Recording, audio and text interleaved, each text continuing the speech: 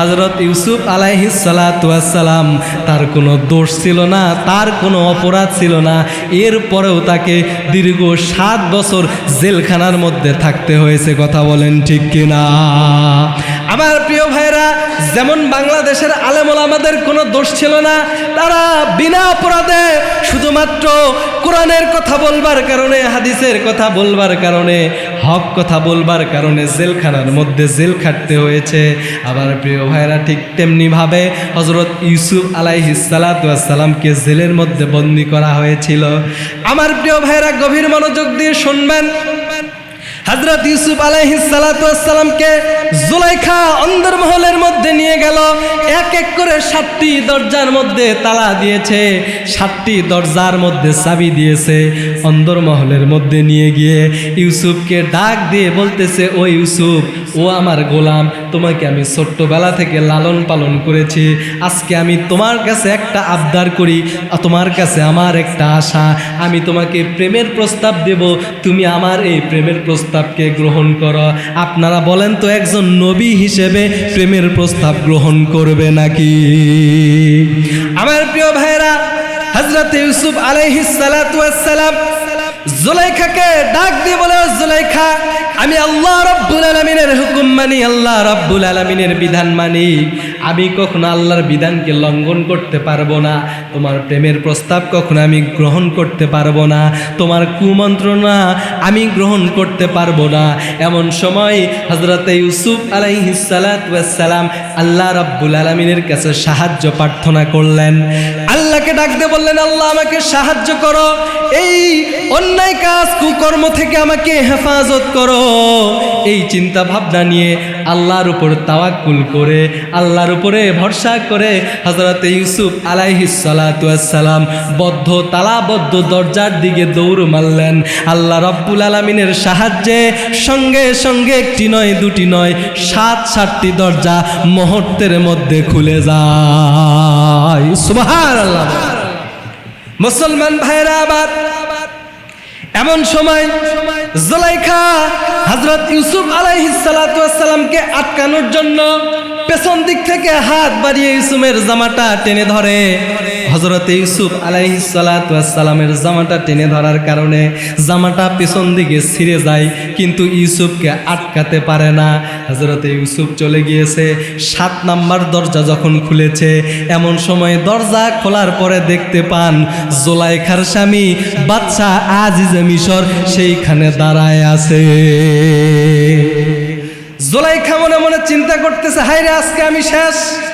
যদি আজকে আমার স্বামী আমার এই ঘটনাটা জানতে পারে, তাহলে না জানি আমাকে কি ধরনের শাস্তি দেবে। আমার প্রিয় ভাইয়েরা, এইবার বাদশা আজিজে মিশর ডাক দিয়ে বলতেছে, ইউসুফ, কি হয়েছে? আমার অগোচরে তোমরা এমন করতেছো কেন? কি হয়েছে? ইউসুফ আলাইহিস সালাতু ওয়াস সালাম কিছু বলবার আগেই জুলাইখা ডাক দিয়ে বলতেছে, ও আমার স্বামী বাদশা আজিজে মিশর, আমার কোনো দোষ নাই। আপনার এই গোলাম, আপনার এই ইউসুফ আমাকে কুমন্ত্রণা দেয়, আমাকে প্রেমের প্রস্তাব দেয়, কিন্তু আমি কুমন্ত্রণায় রাজি হই নাই, আমি প্রেমের প্রস্তাবে রাজি হই নাই।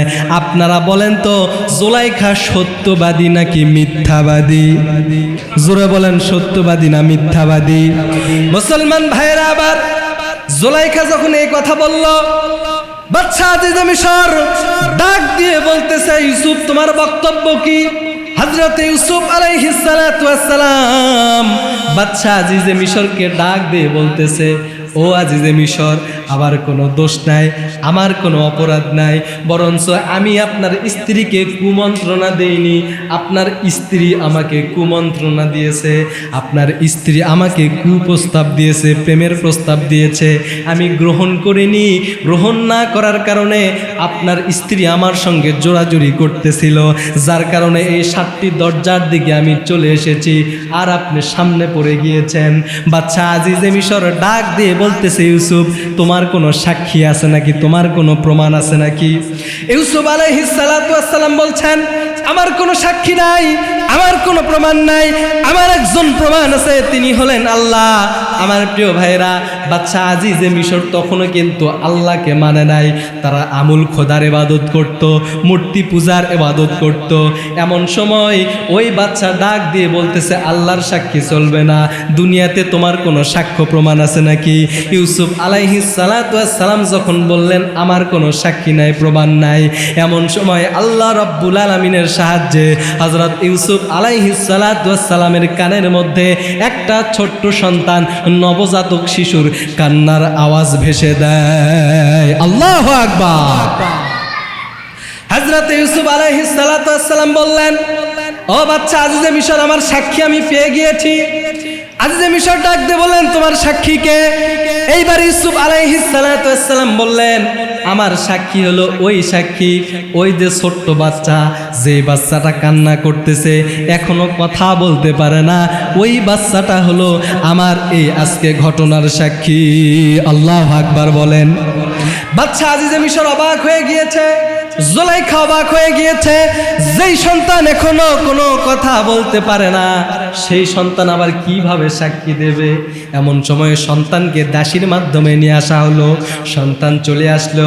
এমন সময় ইউসুফ আলাইহিস সালাতু ওয়াস সালাম সন্তানকে ডাক দিয়ে বলতেছে, ও নবজাতক শিশু, আল্লাহ রব্বুল আলামিন তোমাকে যে শিক্ষা দিয়েছে সেই শিক্ষা তুমি দিয়ে দাও, সেই জ্ঞান তুমি প্রকাশ করো।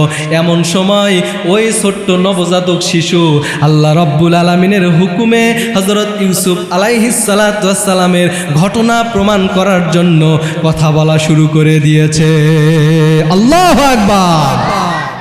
ওই সন্তান ডাক দিয়ে বলতেছে, ও বাচ্চা আজিজে মিশর, তুমি ভালো করে দেখো, যদি ইউসুফ আলাইহিস সালাতু ওয়াস সালামের জামাটা সামনের দিকে ছেঁড়া থাকে তাহলে ইউসুফ হবে দোষী, আর যদি ইউসুফ আলাইহিস সালাতু ওয়াস সালামের জামাটা পেছনের দিকে ছেঁড়া থাকে তাহলে তোমার স্ত্রী জুলাইখা দোষী।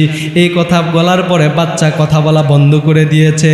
এই সময় বাচ্চা আজিজে মিশর হযরত ইউসুফ আলাইহিস সালাতু ওয়াস সালামকে ভালো করে চেক করে দেখলো, তার সামনের দিকে কোনো ছেঁড়া নাই, পেছন দিকে চেক করে দেখলো, পেছন দিকে ছোট্ট একটা ছিঁড়া। বাচ্চা আজিজ মনে মনে চিন্তা করে ফেললো, বাচ্চা আজিজ বুঝতে পারলো ইউসুফ আলাইহিস সালাতু ওয়াস সালাম হলো সত্যবাদী, আর আমার স্ত্রী জুলাইখা হলো মিথ্যাবাদী। চিৎকার দিয়ে সকলেই বলেন সুবহানাল্লাহ। মুসলমান ভাইরা, আবার এইবার হযরতে ইউসুফ আলাইহিস সালাতু ওয়াস সালামের সামনে বাচ্চা আজিজে মিশর ডাক দিয়ে বললেন, নারীদের চক্রান্ত হলো ভয়াবহ চক্রান্ত। কথা বলেন ঠিক কিনা? একটা নারী কিন্তু 10 জন পুরুষকে পরিকল্পনা করে চক্রান্ত করে ফাঁসাইতে পারে। কথা বলেন ঠিক কিনা? আমার প্রিয় ভাইরা, আল্লাহ রাব্বুল আলামিন পবিত্র কুরআনুল কারীমের মধ্যে সুন্দর করে জানিয়ে দিয়েছেন, ইন্না কাইদা কুন্না আযীম।